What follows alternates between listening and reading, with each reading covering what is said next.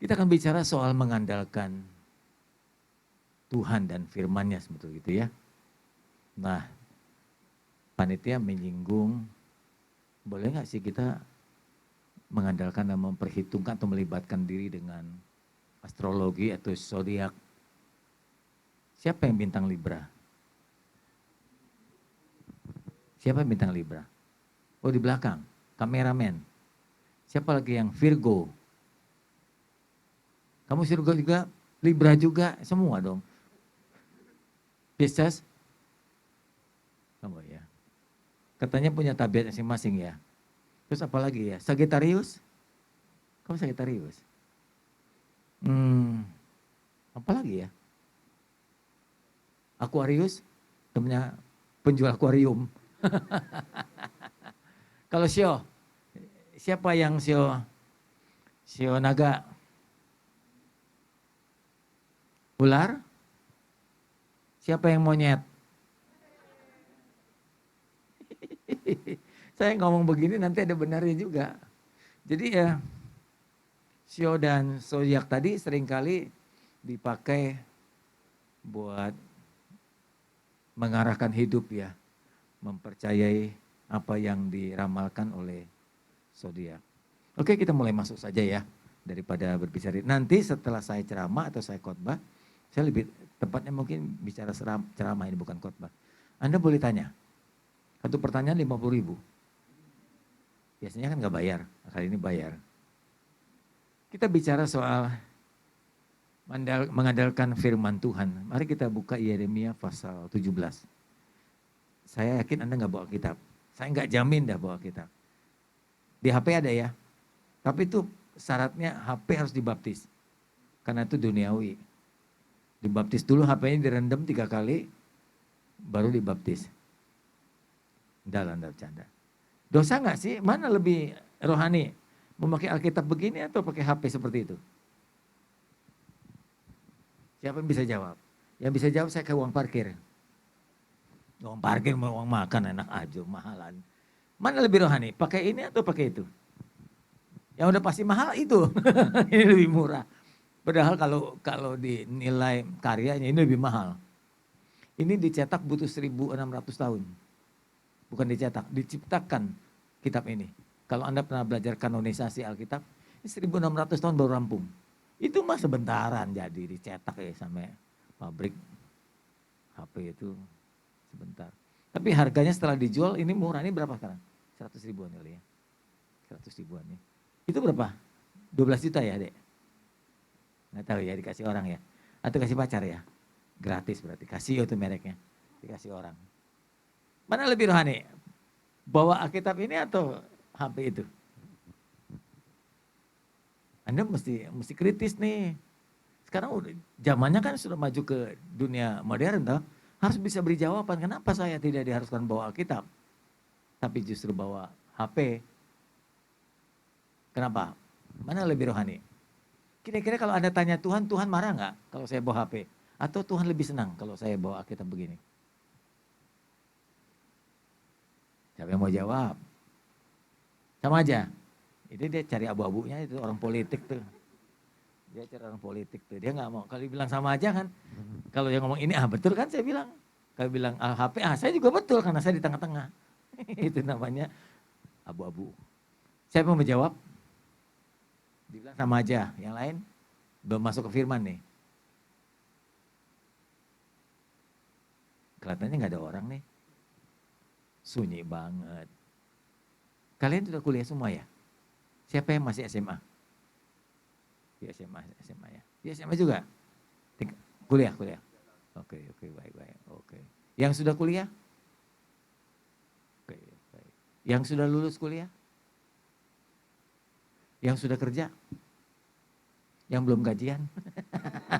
Tanggal 30 udah mesti gajian. Oke. Saya kuliah 5 kali. Sekali di sekuler, 4 kali di teologi ya. Jadi gelar saya 5 sebetulnya. BSc, STH, MA, MTH, doktor. Kalau mau dipakai semua, tapi nggak ada gunanya juga, mau ngapain sih mejeng-mejeng gelar.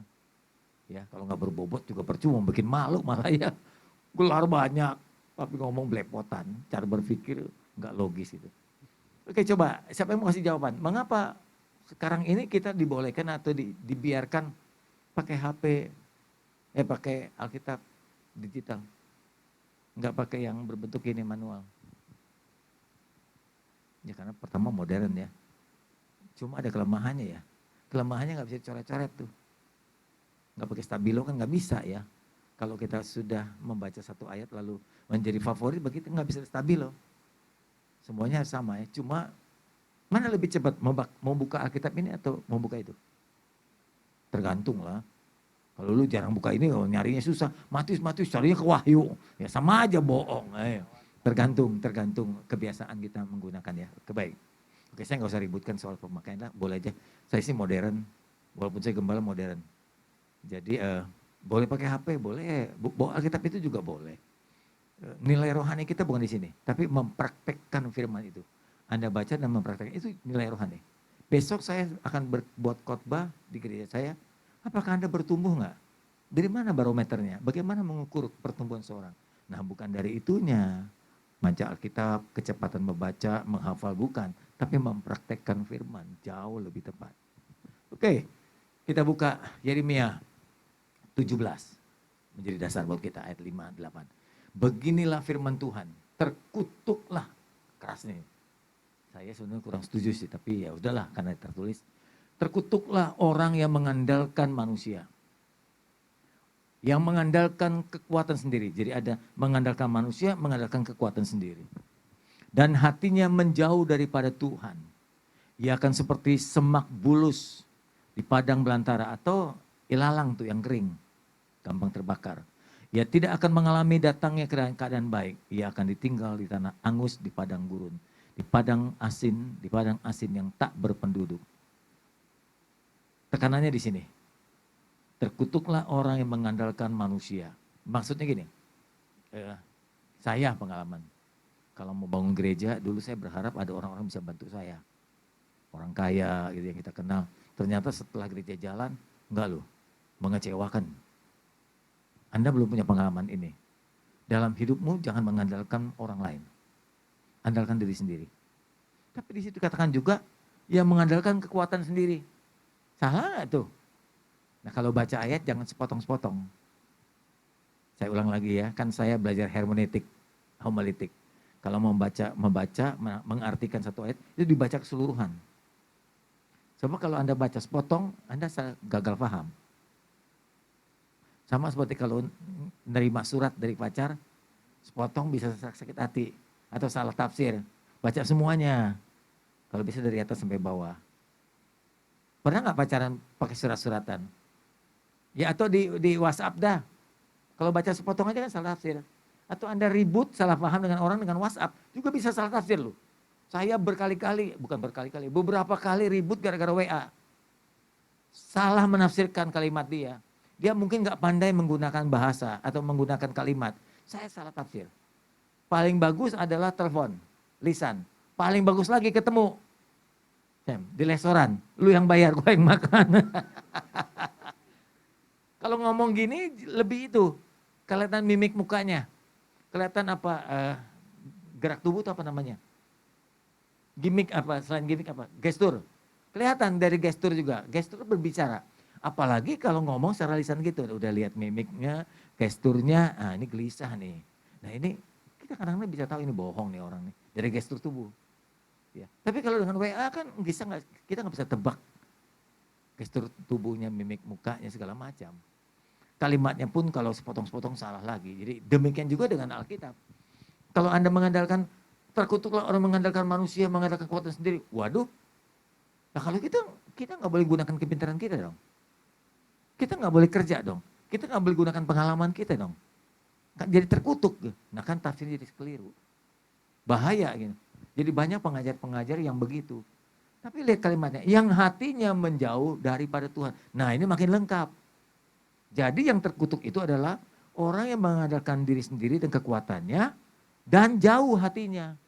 Jadi kuncinya di mana? Jauh dari Tuhan. Hatinya yang jauh dari Tuhan. Oke? Jadi kalau gitu mengandalkan kekuatan sendiri terkutuk nggak? Dan sebaliknya diberkatilah orang yang mengandalkan Tuhan, yang menaruh harapannya pada Tuhan. Ia diumpamakan seperti pohon di tepi air, merambat akarnya, batangnya menerima air, mengalami datangnya. Walaupun ada datangnya terik matahari, daunnya tetap hijau. Ia tidak khawatir dengan tahun-tahun kering atau musim kemarau. Ia tidak akan berhenti menghasilkan buah karena ditanamnya di tepi aliran air. Tuhan itu diumpamakan seperti sumber air. Nggak usah disiram, akarnya sendiri mendapatkan makanan. Itu kebalikannya. Saya mau lanjutkan ke bagian pertama tadi. Menggunakan kekuatan dan kecerdasan kemampuan diri tidak salah. Saya makanya kuliah berkali-kali. Dan jadi pendeta mesti pintar. Saya beritahu Anda, jadi orang Kristen mesti pintar. Apalagi keturunan Tionghoa. Kenapa? Kita tuh mengalami diskriminasi dua loh. Udah Cina Kristen. Kayak Ahok. Iya dimusuhi. Yuk Kristen aja dimusuhi. Cina pun dimusuhi, jadi double 2 kali. Tapi kalau you gak pintar, digiles sama mereka. Kan mereka pintar-pintar loh. Pemerintah mengirim mereka ke luar negeri untuk dapatkan gelar doktor. Banyak. Kampus hebat, pulang supaya bisa bangun negeri ini. Nah kalau kita masuk politik gak boleh, gak bisa. Tentara mana ada jenderal Chinese? Paling ada 1-2, jarang sekali. Nggak bisa di politik, nggak bisa di dalam pemerintahan juga, susah. Jadi menteri ya nggak lama, tumbang lagi. Pernah nggak presiden turun Tiongkok? Nggak ada juga. Batak bisa, Jawa bisa, Padang bisa, Cina nggak bisa. Jadi kita apa? Ya cari duit.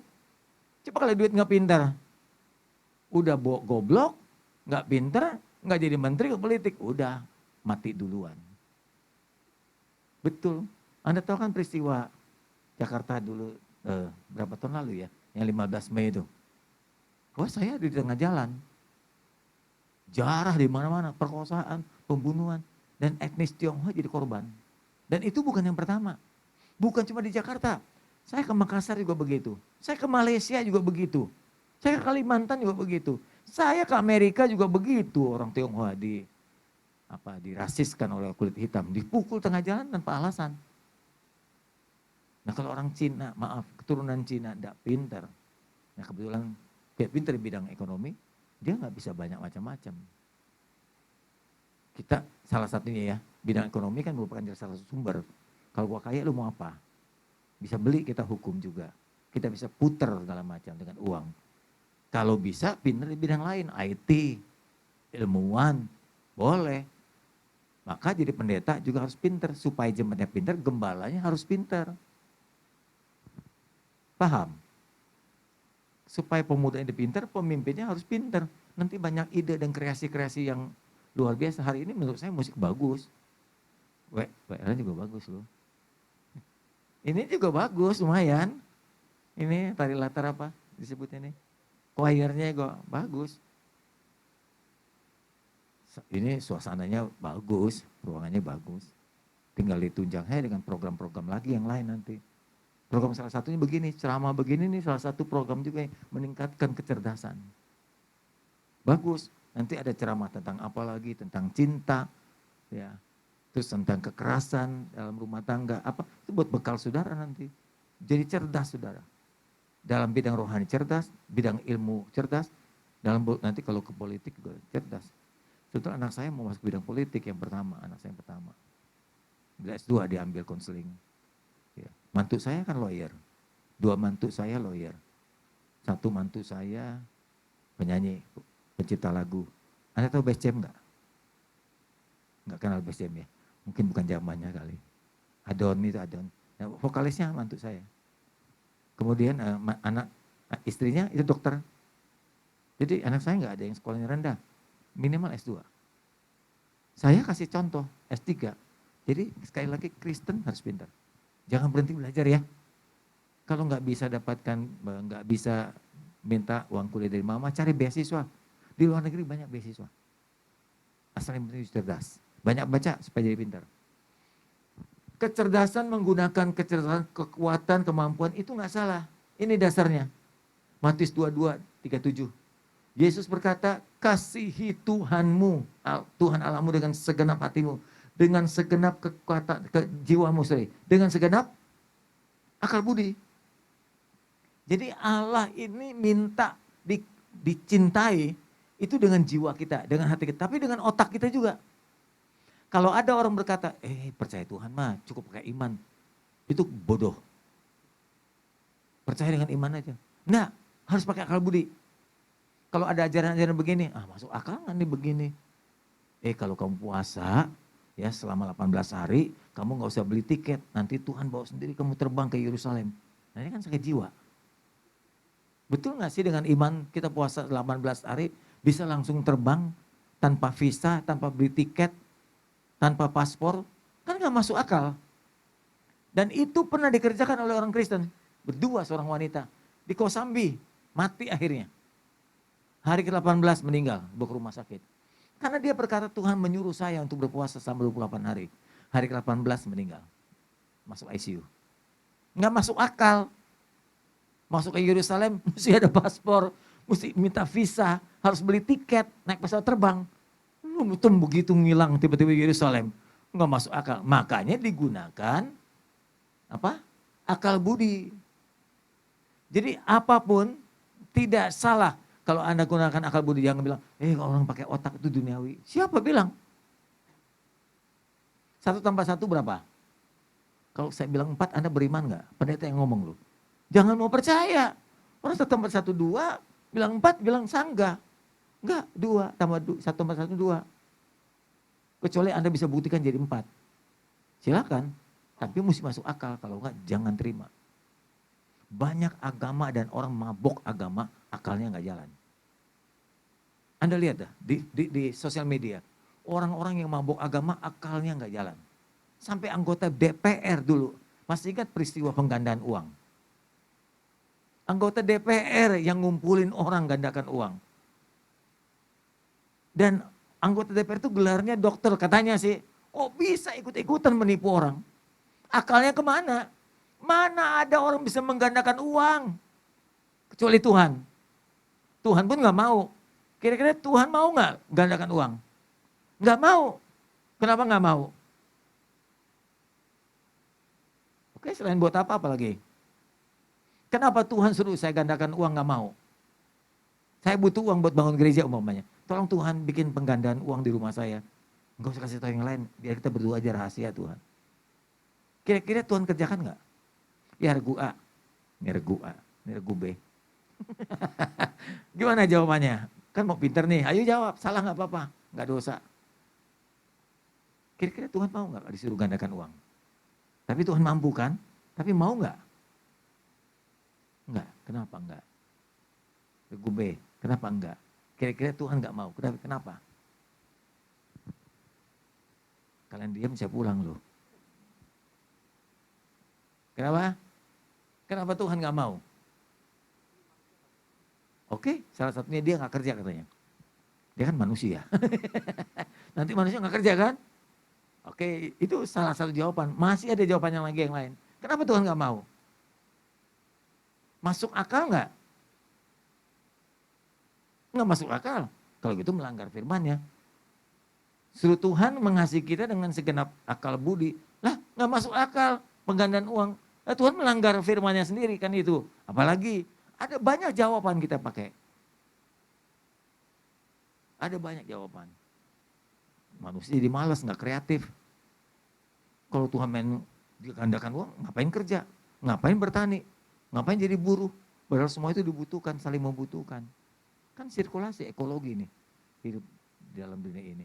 Ada pengusaha, ada pemilik restoran, ada petani. Pemilik restoran nggak ada petani, nggak ada sayur. Nggak ada peternak, nggak ada daging, nggak ada ikan, nggak ada nelayan. Semua dibutuhkan. Dan Tuhan nggak harus menggandakan uang. Nah orang pinter itu kok bisa? Di mana akalnya? Karena mabok dengan kepercayaan. Orang udah mabok dengan mitos, mabok dengan agama, akalnya hilang.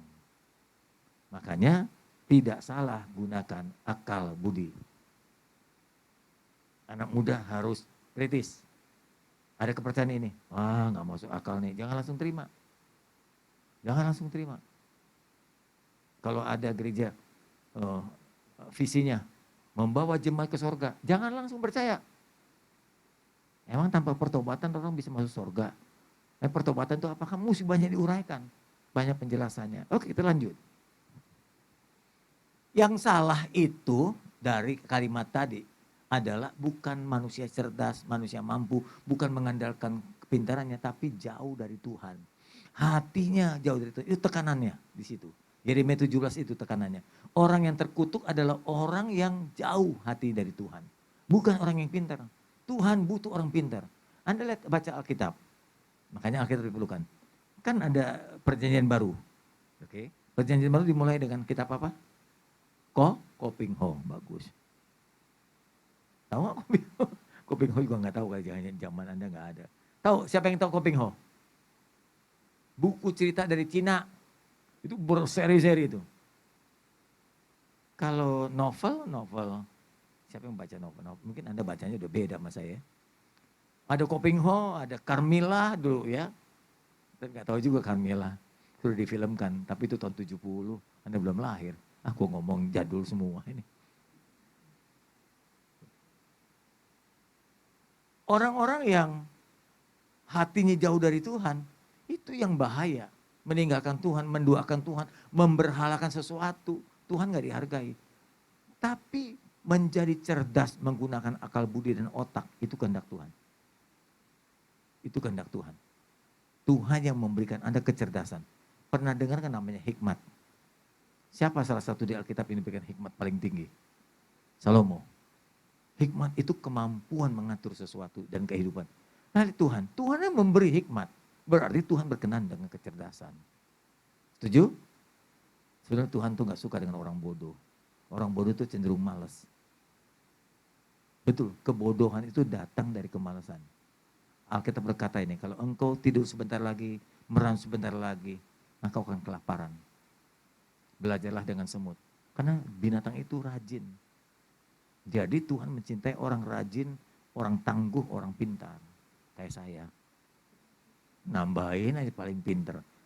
Jadi yang salah itu. Nah sekarang kita bicara soal astrologi dan sio. Astrologi, zodiak, dan sio.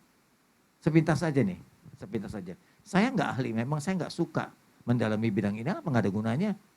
Nggak ada gunanya, saya mendalami Alkitab lebih suka. Belasan tahun saya kuliah, nggak ada masalah.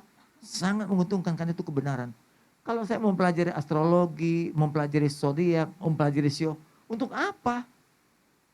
Karena ini bukan kebenaran. Lihat ya hasil bacaan saya. Dasar dari perhitungan-perhitungan astrologi, atau perhitungan zodiak, atau perhitungan sio, itu pada kalender Tiongkok, bukan Alkitab.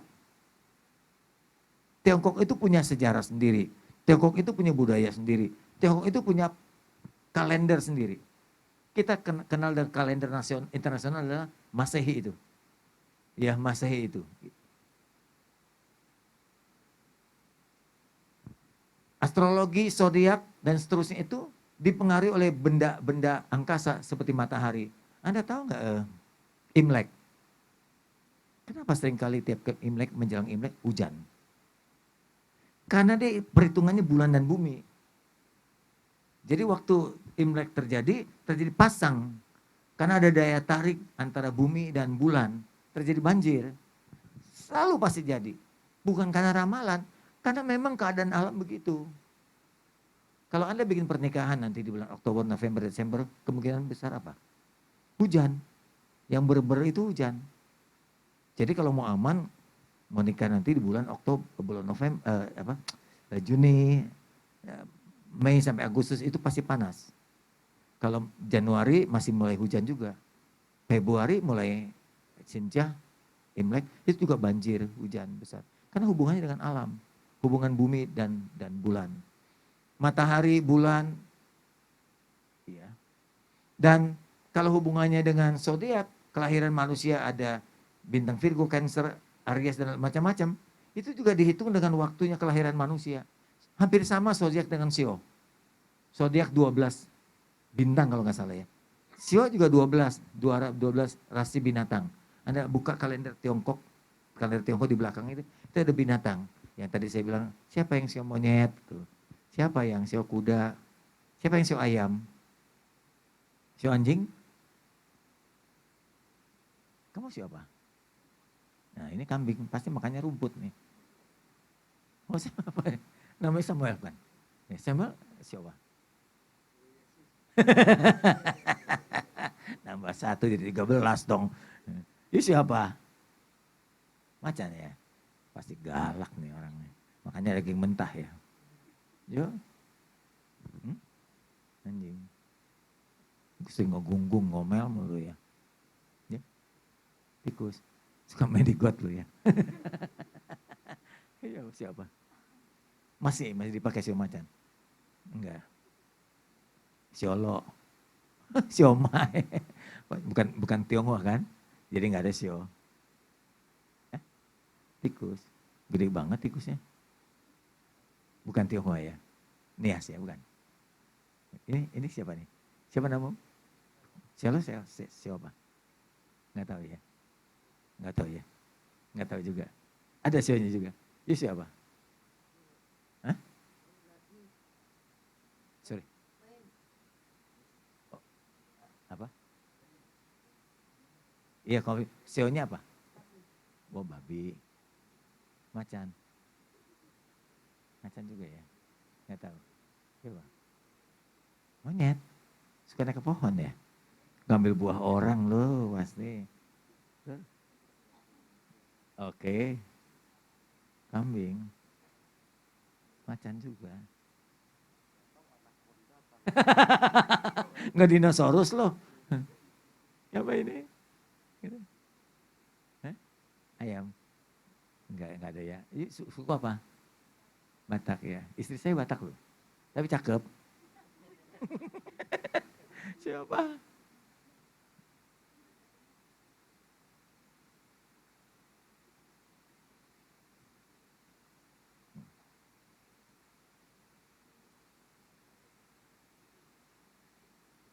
Kayak kebun binatang di sini ya.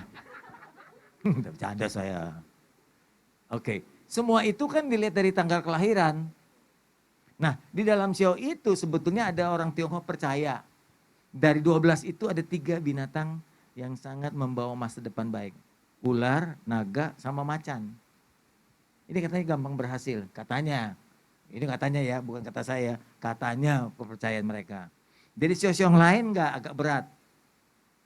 Kerbau apalagi katanya, oh kalau kerbau kerja keras lu, setengah mati baru bisa kaya. Tapi kalau macan, naga, ini kan binatang raja semua ini.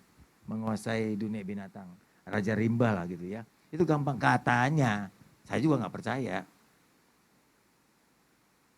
Nah yang beginian kan buat kita orang muda ya, maaf ya. Sebenarnya udah nggak masuk akal. Buat saya sih, saya kan masih muda kan. Nggak percaya saya. Dan saya tidak mengandalkan seperti yang tadi dikatakan oleh Bu Rita. Oke, saya lanjutkan. Sorry, macet. Bisa dibantu? Dihubungkan dengan tanggal lahir dan karakter hewan. Jadi yang saya bilang tadi ada 12 bintang, ada 12 hewan juga. Nah, dengan mempercayai sio, dengan mempercayai apa astrologi, maka terjadi pengkastaan. Tadi saya bilang kan ada 3 binatang. Berarti yang 9 nggak bagus dong. Dan yang melahirkan orang jadi 3 binatang dan 9 binatang kan Tuhan. Berarti Tuhan membuat pengkastaan dalam hidup. Dengan kata lain Tuhan tuh tembang pilih. Enak ya yang lahir jadi sio macan, enak yang lahir jadi sio naga, enak yang lahir sio ular. Nah kasihan yang lahir sio babi atau sio kerbau, kerja setengah mati atau sio kuda. Nah yang mengizinkan kelahiran kita siapa? Ya Tuhan kan. Hanya dia yang berkuasa melahirkan kita. Kapan kita dilahirkan, pada keluarga siapa kita dilahirkan. Jadi dengan begitu Tuhan gak adil dong. Tuhan tembang pilih. Enak ya, yang lahir sio macan gak usah kerja setengah mati, nanti nasibnya bagus. Tiba-tiba dapat order, orang tuan jadi kaya, ikut kaya juga. Kan begitu gak fair namanya. Makanya terjadi pengkastaan. Terjadi pembagian nasib yang berbeda. Apa sih artinya sio? Coba cari di itu dah, di Google. Saya pernah baca buku, sio itu artinya serupa. Anda yang sio monyet sama dengan serupa monyet. Anda yang makanya jangan akui. Tadi udah saya tanyain, ya sepintas boleh. Sejak keluar dari tempat ini jangan ngakui lagi. Katanya siapa? Ya kalau orang tua saya bilang sih saya monyet. Tapi saya bukan. Saya tidak serupa dengan monyet. Kita ini ciptaan Tuhan, derajatnya jauh lebih tinggi daripada hewan. Betul? Ya. Oke. Ya. Tinggi derajat kita jauh lebih tinggi. Kita diciptakan serupa dengan Allah. Kan begitu? Apa arti serupa? Serupa itu artinya punya pengetahuan seperti Allah. Tahu yang baik dan jahat. Tahu yang benar dan salah. Kita punya kepribadian. Waktu kita diciptakan tahu kebenaran dan hidup dalam kesucian. Makanya manusia itu cerdas. Menyerupai seperti Allah, makanya manusia bisa naik ke bulan. Manusia bisa menciptakan, karena AI ya. Ini teknologi yang membahayakan nih. Pendeta terancam nih, karena bisa difitnah. Tiba-tiba kita foto betul begini, dia bisa diganti jadi wanita loh. Saya difitnah bisa. Kalau laki kan saya gini nggak apa-apa. Kalau di AI, itu bisa diganti wanita cantik dan telanjang. Dan saya bisa difitnah. Karena itu betul itu jahat AI itu. Saya nggak tahu gimana solusinya untuk mengatasi itu. Dan nanti lain waktu berkembang 2-3 tahun ke depan banyak korban. Bisa terjadi pemerasan. Ya kan? Saya kirim foto begini. Ini foto kamu dengan wanita. Padahal saya belum pernah begitu. Bapak mau kasih uang berapa? Supaya saya hapus ini. Kan bisa jadi kejahatan IT lagi itu. Itu mengerikan AI itu. Kemajuan teknologi bisa membuat orang hidup lebih nyaman tapi bisa membahayakan. Ngeri sebetulnya. Terutama kita yang harus menjaga nama baik. Bisa difitnah begitu rupa. Oke. Itu sebabnya kenapa manusia diciptakan serupa. Karena cerdas. Cerdas. Serupa dengan. Nah kalau kita percaya kan kita disamakan derajatnya dengan hewan. Jangan percaya. Cukup dengan siomay aja. Siapa? Siomay. Ah udah nanti dibeliin belanja. Beli online. Jadi nasib kita berada di tangan siapa sebetulnya? Kita tidak percaya zodiak, kita tidak percaya astrologi. Ingat baik-baik teori yang saya ajarkan.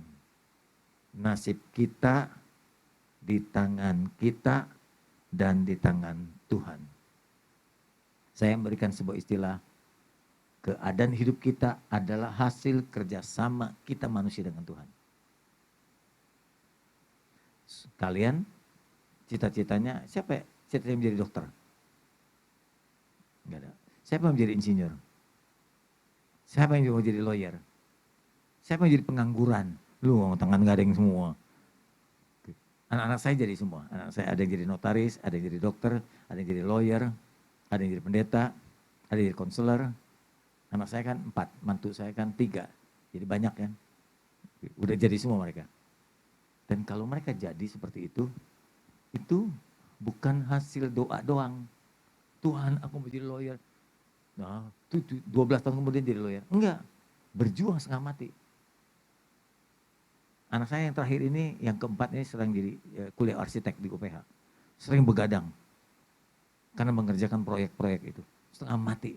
Anak saya yang kedua kuliah kedokteran. Nangis-nangis kuliah kedokteran. Membedah mayat segala macam. Setengah mati.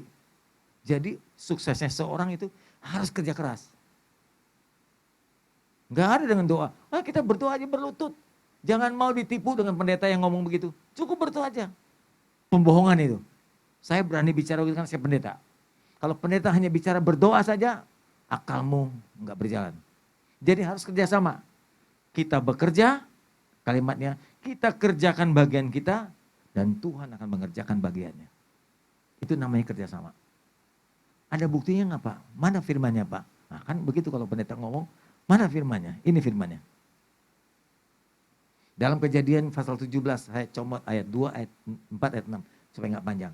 Aku akan mengadakan perjanjian antara aku dan engkau. Waktu ini dia bicara kepada Abraham. Jadi Abraham jadi bapak yang diberkati dan kaya raya. Karena ada perjanjian. Aku akan membuat engkau menjadi sangat banyak dan diberkati. Begitu maksudnya. Ayat 4, dari pihakku, lihat, Tuhan. Inilah perjanjianku dengan engkau. Engkau akan menjadi bapak sejumlah banyak bangsa. Lagi firmannya kepada Abraham, dari pihakmu. Jadi ada 2 pihak. Pihakku dan pihakmu. Apa maksudnya?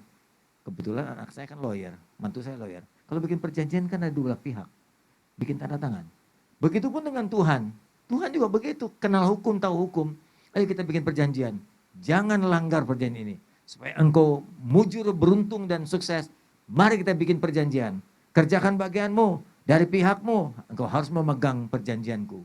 Dan engkau dan turun-temurun. Perjanjiannya malah kerjasamanya bukan hanya pada Abraham. Turun-temurun sampai pada gereja Tuhan zaman sekarang. Harus ada kerjasama antara Tuhan dan kita. Jadi Anda mau sukses, mau terjadi sesuatu tidak cukup dengan doa. Tidak cukup dengan kekuatan sendiri, harus melibatkan Tuhan. Makanya saya menggunakan teologi kerjasama. Teologi kerjasama, kita kerjakan bagian kita dan berdoalah biar Tuhan mengerjakan bagian Tuhan. Dia yang melengkapi kita. Itu baru hebat. Kita pinter, Tuhan lebih pinter, gabung jadi satu. Kita pinter, nggak andalkan Tuhan, jeblok. Jeblok Tuhan bisa buat apa saja Anda hancur. Makanya jangan menjauh dari Tuhan. Setuju? Oke. Kalau setuju kita lanjut. Nggak setuju saya diam. Dalam firman Tuhan itu kan perjanjian lama. Pak, perjanjian baru apa? Ini salah satu ayatnya. Kalau engkau menghadapi pencobaan, engkau menghadapi masalah, ya, pencobanya sih biasa, tidak akan melebihi kekuatanmu. Nanti Allah yang setia itu, nah ini dia kerjakan bagiannya. Allah yang setia itu, karena ia tidak akan membiarkan kamu dicobai melalui batas kekuatanmu. Lanjut. Ada nggak lanjut? Bukan. Sebetulnya ada kalimatnya nih. Ketika pencobaan itu melampaui batas kekuatanmu, gitu ya. Pernah baca nggak? Coba tolong buka. Tolong satu orang, 1 Korintus 10 ayat 13. Tolong, ada yang buka Alkitabnya di HP. Coba, ya deh, apa bacanya deh? Iya, dari awal. Hmm.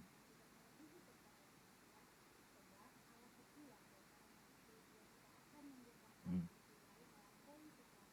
Terus? Nah, pada waktu kamu dicobai,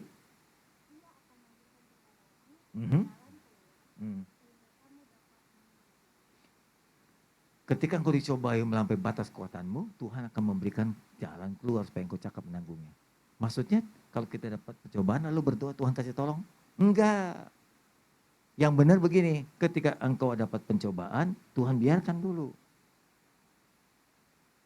Engkau kerjakan, Tuhan bilang, kerjakan, ya, kerjakan sendiri, nggak apa-apa. Aku tunggu, aku lihat. Jadi pantau sama Tuhan. Kita kerja gini, kerja gitu, sampai akhirnya nggak kuat. Tuhan nggak kuat, nah baru dia tolong. Itu cara Tuhan mendidik. Tuhan tuh nggak gampang menolong. Tuhan bukan gampangan untuk menolong kita. Dia mau mendidik kita, bukan cuma bisa menolong. Menolong buatnya gampang, tapi membentuk kita jadi kuat, membentuk kita jadi dewasa, membuat kita tangguh itu dilatih. Siapa yang tahu namanya nge-gym? Di sini badannya nggak ada yang nge-gym kelihatannya. Saya pernah nge-gym 2 tahun, nggak jadi. Nggak jadi, masih ada sisanya aja dikit nge-gym. Aduh setengah mati saya dilatih. Bebannya yang tadi 10, 20, 30, 80, 100 gitu.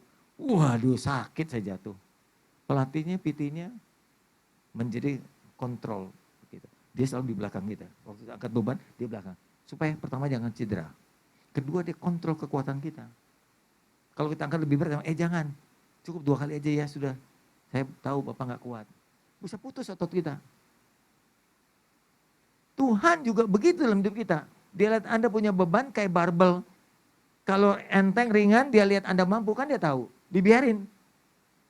Putus cinta. Nggak apa-apa lah ini mah. Paling nangis sebentar. Ntar gak dapat lagi. Kalau baru jatuh cinta tiba-tiba ditolong aja. Nanti cengeng kita. Apalagi mau bunuh diri. Oh cengeng banget. Ini baru aja dari guru yang gantung diri. Betul jalan tol. Jalan layang. Gara-gara pacaran sama muridnya katanya ya. Tegur sama kepala sekolah. Bunuh diri. Siapa yang pernah bunuh diri kalau pacaran? Sini coba angkat tangan. Nggak ada toh. Jangan. Saya beritahu Anda ya ini bocoran. Saya nggak pernah khotbah begini. Saya ini pernah beberapa kali pacaran putus. Tapi nggak bunuh diri. Dapat terus saya masalahnya. Putus 1 dapat 1000. Waktu putus udah ada yang nungguin. Ayo dong Sam, putus-putus biar gue dapet lo gitu. Jadi gak usah khawatir. Saya dengar kasih tau kamu ya. Kalau kamu di gereja, di kampus kamu hebat. Jadi pemimpin, pinter, banyak gandrungnya. Saya ini serba bisa. Saya nyanyi bisa, saya main musik bisa. Saya olahraga bisa, saya di meja pingpong. Siapa bisa lawan saya? Siapa bisa main pingpong? Coba angkat tangan. Nanti minggu berikutnya kalau kita kesini lagi saya bawa bed. Kita main pingpong. Taruhannya adalah tabungan kita. Wah, tabungannya cuma 1.000 saya mah. Saya bisa main badminton. Saya bisa main basket, saya bisa main volley. Saya juga suka renang dulu. Saya suka lari kalau beranjing. Iyalah kalau beranjing gigit nggak lari mah. Semua olahraga hampir saya bisa kecuali tinju. Iya. Jadi serba bisa. Maka maaf nih sekali lagi maaf. Di sekolah jadi ideal. Dilulukan sama cewek-cewek dulu, sekarang sudah nggak lagi. Apalagi saya bintang sekolah. Nilai saya hampir 10 di ijazah semuanya. 9 plus gitu. Jadi bintang sekolah, juara satu sekolah. Satu sekolah murid 600 orang. Nilai saya itu matematik itu sempurna. Jadi angkanya 9 plus, 9 plus, 10, 10, 10. 10 kalau nggak salah 3 di ijazah saya. Dan semua murid tahu, saya itu pintar gitu. Dan kalau kita udah begitu, nggak usah nyari. Pasti direbutin kayak semut. Akhirnya bentol-bentol semua. Gigitin semut, udah bingung. Jadi nggak usah kalau dapat pencobaan dikit, udah mau putus asa. Maksud saya ke situ loh. Dapat cobaan sedikit, udah mau putus asa. Gantung diri. Wah cengeng banget. Cowok apaan begitu? Cewek apaan? Anda pernah dengar peristiwa nggak yang di Tiongkok itu siapa? Fat Cat tuh. Saya sih salut dengan cinta tulusnya. Tapi saya bilang bodoh dengan tindakannya. Ngapain mesti bunuh diri nyeburin ke sungai? Kan banyak cewek lain. Lu yang masih muda. 1,8 miliar dikasih pacarnya. Goblok juga itu orang. Belum jadi. Kasih uang banyak. Nah terlalu muda berpacaran kurang pengalaman juga membahayakan. Makanya saya harus pintar. Putus kan hal biasa toh. Putus cinta biasa kan. Nggak cocok ya putus lah. Daripada jadi racun dan setelah menikah bercerai. Lebih baik putus sebelum menikah. Nanti satu kali saya bicara soal pacaran di sini. Kalau memang pacaran jadi racun, lebih baik putus. Jangan diteruskan. Oh Pak Samuel saya udah pacaran sama 3 tahun Pak Samuel. Kalau saya putusnya saya rasa berdosa lu. Apalagi tiap kali saya putusin dia mau bunuh diri. Apaan? Kalau kita mau putusin dia bunuh diri, yuk jangan teruskan. Orang itu lembek tuh namanya. Laki-laki yang gak tangguh mau diputusin dia bunuh diri. Lembek berarti gak tangguh. Ya toh? Kalau mau dia bunuh diri, gimana lu menghadapi persoalan-persoalan yang lain? Bagaimana kamu menghadapi pencobaan-pencobaan yang lebih berat? Pacaran aja putus mau bunuh diri. Payah cowok begitu. Mental kerupuk. Iya. Udah dihina aja lagi. Jangan, tangguh. Kita kan juga barang laku.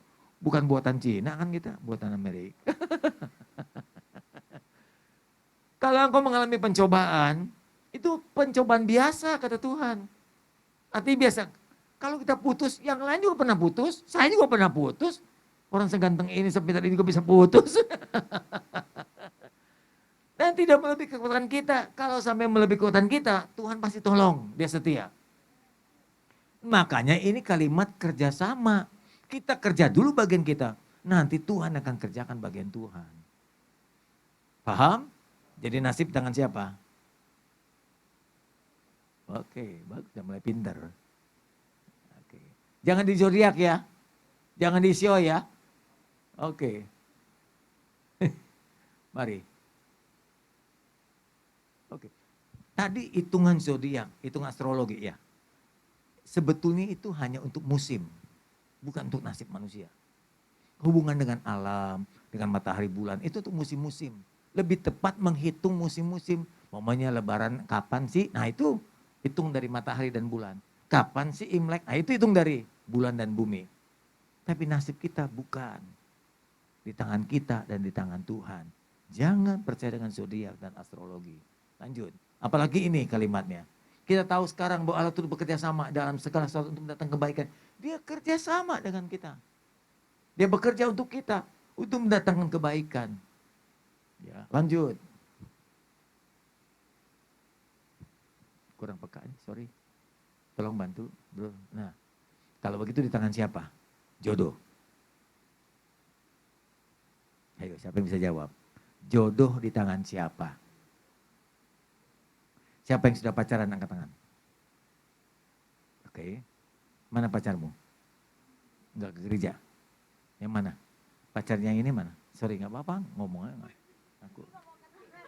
Ya, oh ini, parah lu, cekek lu, bonyok lu. Oke. Itu pacarnya. Oke. You dapatkan dia di mana? Sekolah, kampus atau sekolah? SMA berarti. Sejak SMA. You dapatkan pacarnya di mana? Sekolah juga kan? Oh iya. Kalau lu yang di ketua RT berarti nggak cocok ya. Menurut kalian berdua, jodoh itu di tangan siapa? Oke, menurut kamu?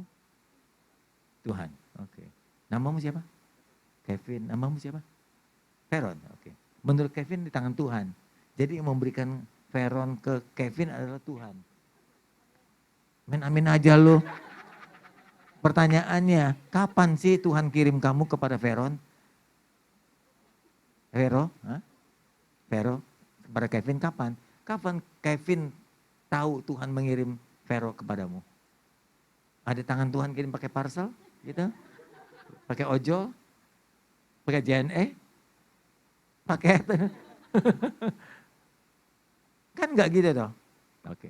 Saya lebih setuju yang Vero bilang. Jodoh mesti lihat barangnya dulu baru dibayar. Ibu bapak, jodoh itu jangan bilang di tangan Tuhan. Toh. Pak, kalau kita lihat Adam Hawa. Waktu Adam diberikan Hawa, memang Tuhan yang mengantar. Adam, ini tulang dari tulangmu, daging dari dagingmu. Tapi ingat baik-baik konteksnya. Waktu itu tidak ada wanita lain kecuali Hawa. Tidak ada pilihan. Jadi jangan bilang dari Tuhan. Oh enggak, walaupun Tuhan enggak berikan, cuma ada satu perempuan di situ. Enggak ada pilihan. Jadi jangan bilang, tuh zaman Adam, Hawa Tuhan yang kirim kepada Adam. Iya, karena enggak ada wanita lain. Sekarang wanita banyak banget. Maka waktu kita memilih jodoh harus gimana kira-kira? Bergaul dulu. Saya beritahu yang wanita yang belum punya pacar. Yuk bergaul sebanyak mungkin dengan laki-laki. Bergaul, ngobrol. Biar tahu karakter laki. Dari begitu banyak, jangan cepet-cepet pilih. Biar oh ini kurang sabar. Ya gak sabar, ini pelit nih. Wah, ini bokeh, ini malas nih. Tahu kita, yang begini jangan dipilih. Nah pilih yang begini nih yang cocok nih. Mulai bikin pendekatan. Kan, apa kalau pendekatan PDKT. Ngobrol, jangan langsung bilang cinta. Ngobrol, ajak jalan, ajak makan. Nah waktu makan ngobrol, bicara soal masa depan, bicara soal apa ya, masa bodoh. Bicara waktu pembicaraan kita lihat buah pikirannya. Gimana menurut kamu masa depan? Apa bagimu arti menikah? Nah kalau menikah bagaimana baiknya? Dari situ kelihatan pola berpikirnya, dewasa nggak dia? Jadi jangan bilang asal jatuh cinta aja. Kalau menurut kamu uang gimana? Terus lemparkan sebuah masalah. Kalau dari kasus begini kamu pilih yang mana? Itu boleh sekali-sekali. Dari situ kita akan bisa menebak. Ini cocok nggak buat kita? Karena dengar baik-baik ya, menikah itu cuma sekali. Seumur hidup. Kalau beli mobil, Mercy, BMW, Rolls Royce, bisa beli nggak suka jual lagi. Ganti yang lain. Menikah nggak bisa begitu. Itu nggak bisa tukar tambah. Beli rumah, udah pakai di tempatnya 2 tahun nggak betah nih tetangganya rese, bisa jual, ganti pindah rumah lain. Menikah nggak bisa begitu. Apa yang sudah disatukan Tuhan tidak boleh diceraikan oleh manusia.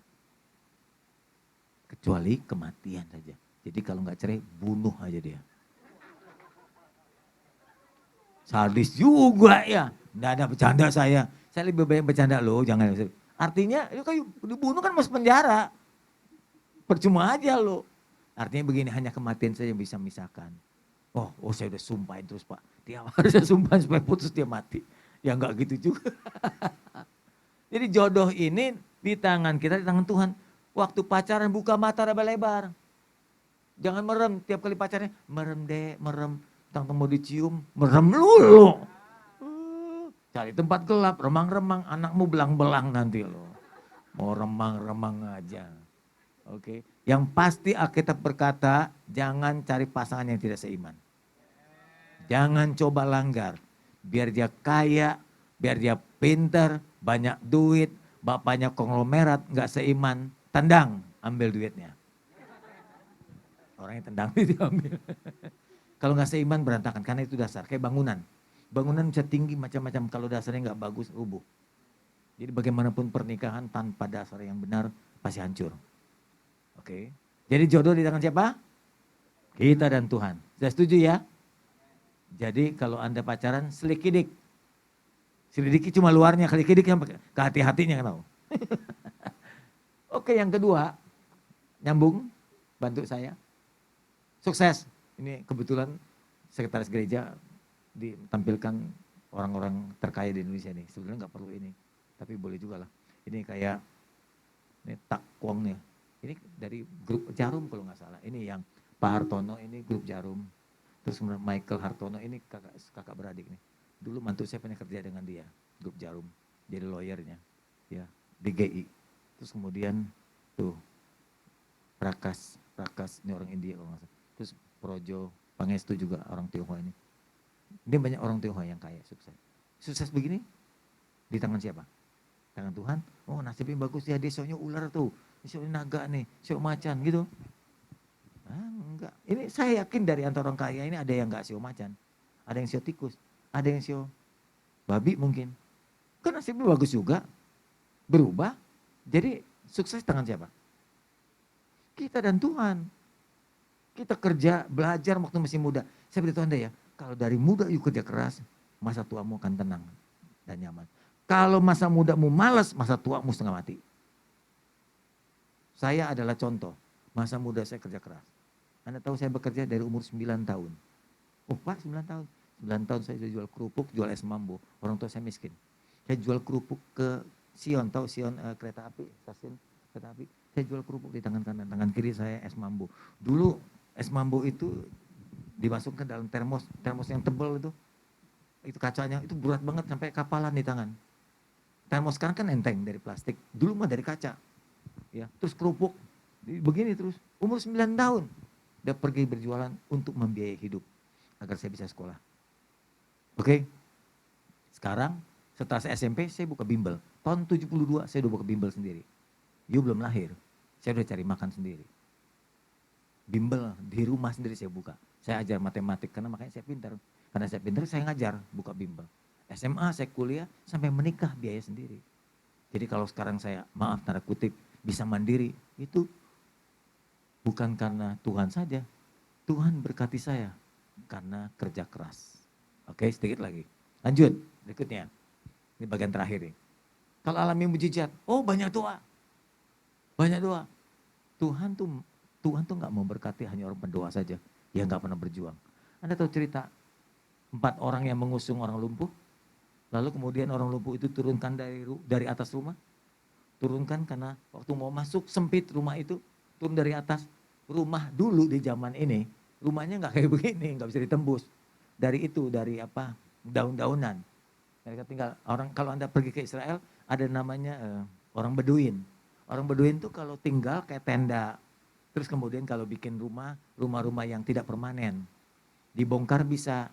Ya, sehingga ketika orang-orang ini mau membawa temannya yang lumpuh itu, karena di rumah itu ada Yesus kan, rame tuh penuh, gak bisa masuk. Dia naik dari atas, diturunkan karena bisa dibongkar atapnya. Turunkan. Sehingga Yesus melihat, wah ada usaha dari 4 orang ini. Ada usaha, ada perjuangan, Yesus sembuhkan. Bukankah itu hasil kerjasama juga? Betul? Jadi enggak tiba-tiba aja Yesus datang ke rumah orang itu. Ada yang begitu tapi lebih banyak tidak. Ada usaha. 4 orang ini berusaha naik sampai ke atas rumah. Menurunkan orang lumpuh sampai Yesus melihatnya. Pernah ingat peristiwa penangkapan ikan? Petrus? Tuhan bilang, Petrus ayo tebarkan jalamu. Kalau saat itu Petrus bilang, enggak mau Tuhan. Saya udah setengah mati semalaman enggak tangkap ikan. Enggak bakal dapat mujizat. Tuhan bilang, karena engkau yang suruh Tuhan, ku tebarkan jala juga. Ada kerjasama.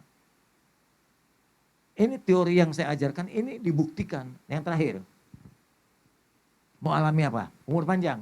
Umur panjang di tangan siapa? Hah? Tangan Tuhan di tangan kita.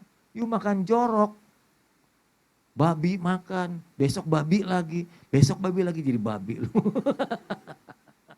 Babi mulu dimakan, kolesterol, terus malas olahraga lagi. Siapa yang gak pernah olahraga angkat tangan? Siapa yang berolahraga? Yang berolahraga tiap hari. Oke, 2 hari sekali. Berapa sekali? Sebulan sekali. 2 hari sekali mesti mendingan. Seminggu minimal 3 kali. Saya tiap hari olahraga. Seminggu 5 kali minimal. Kadang Sabtu Minggu kalau nggak khotbah di sini tadi saya main pingpong. Saya kalau main bisa 3 jam, bisa 10 sampai 12 set. Tanpa berhenti nggak masalah. Yang penting ada lawan aja. Hobi, terbiasa. Kalau saya nggak main pingpong, saya lari pagi. Karena di Citra Lapan sekarang ada danau, enak itu. Itu lari pagi, jogging. Dulu saya main skipping, karena dulu main badminton, skipping. Di rumah saya masih ada alat fitness, peninggalan zaman Jepang. Masih ada sisa lah lumayan buat tenaga, kalau semes segala macam kan butuh tenaga. Kita olahraga. Loh Pak Pendeta, kok olahraga? Tubuhmu itu bait Allah. Kalau tubuhmu nggak dipelihara, Allah nggak betah tinggal di dalam tubuh kita. Betul nggak? Tubuh kita dipakai buat merokok. Enggak, dia melihara tubuh begini enak aja lu ketawa. Ini langsung ini. Kalau tubuh dipakai buat ngerokok, mabok-mabokan minum, begadang, rusak tubuh. Kanker tumbuh, tekanan darah naik, kolesterol naik. Akhirnya apa? Pembuluh darahmu pecah, stroke. Kolesterol, darah, jantungmu terganggu, pembuluh darah tersumbat, kena serangan jantung. Ya, gampang lumpuh kakimu. Kalau Anda angkat begitu, kelihatan nggak olahraga, kelihatan nggak berotot kakinya. Anda jarang jalan, jarang lari. Jadi mau umur panjang, begini, bersepeda. Ya rumusannya ya, makan yang sehat. Makan yang sehat, bukan yang mahal. Sehat kan bisa tempe kan sehat, tahu sehat, papaya sehat. Habis itu moncor. Papaya lu kayak burung. Papaya bagus, papaya bagus. Ya, jambu bagus. Nah, durian malah nggak bagus kalau terlalu banyak. Durian malah nggak bagus kalau bisa naik. Makan yang sehat tuh kayak begitu ya. Terus olahraga harus di program 2 hari sekali minimal. Jangan nggak olahraga, jantungmu buruk loh. Minimal olahraga jalan itu 1/2 jam supaya jantungmu itu bergerak. Yang dilatih bukan cuma otot, tapi jantung juga punya otot. Jantung punya otot, itu mesti dilatih. Kalau nggak umur panjang, saudara. Kalau kita umur panjang gunanya apa sih? Bisa menemani pasangan. Kita bisa hidup lebih lama, 90 tahun, 100 tahun. Terus menemani anak sampai anak menikah. Ada kita menemani pernikahannya. Anak kan senang. Kita bisa menemani jemaat. Kita bisa menemani sahabat-sahabat. Maaf ya, saya kalau reuni SMA. Kan tahun 79 saya lulus. 78, 79. Kalau reuni udah 40 tahun. Banyak udah gak ada. Teman-teman udah banyak meninggal. Umur saya udah 66 tahun sekarang. Teman-teman udah banyak meninggal. Kenapa? Mereka nggak jaga diri. Anda lihat saya masih bugar, kayak anak remaja kan. Saya usia kalian kan. Saya suruh lari dengan Anda masih bisa kok. Saya manjat gunung kok di Bogor itu apa namanya. Yang ada bangunan yang mangkrak tuh. Hambalang. Dari pagi sampai sore bersama teman-teman naik nanjak begitu. Masih sanggup. Asal ada persiapan aja. Persiapan saya sanggup, terbiasa kok. Kenapa? Karena tubuh kita dipakai untuk olahraga. Kita mau jadi olahragawan, tapi kita menjaga tubuh. Karena tubuh ini bait Allah. Dengar baik-baik, hei yang masih muda. Jangan sampai engkau terlalu muda usia sudah dipanggil Tuhan. Umur panjang di tangan Tuhan. Tuhan mau kita umur panjang. Tapi kita ikut menjaganya. Kita ikut merawatnya karena ini bait Allah. Jangan dipakai buat merokok, jangan dipakai buat begadang. Tidur jangan lebih dari jam 11. Dari jam 11 harus nyenyak. Jangan jam 2. Lu jangan begadang dengan TV, jangan begadang dengan HP-mu. Kalau mau tidur, bahaya lu. Lu nyalain langsung aja ya itu TV ya. Terus ultraviolet kena matamu buat engkau susah tidur. Apalagi dengan bermain HP. Udah konsennya hilang. Nggak ngantuk lagi. Bahaya. Jadi olahraga ya pagi hari. Main sepeda boleh. Tapi hati-hati ya main sepeda jangan di jalan, ya malah cepat nyawanya hilang, tabrak mobil. Itu di peak itu berapa banyak kejadian. Ya. Jadi panjang umur juga di tangan kita dan tangan Tuhan. Oke, itu kesimpulannya.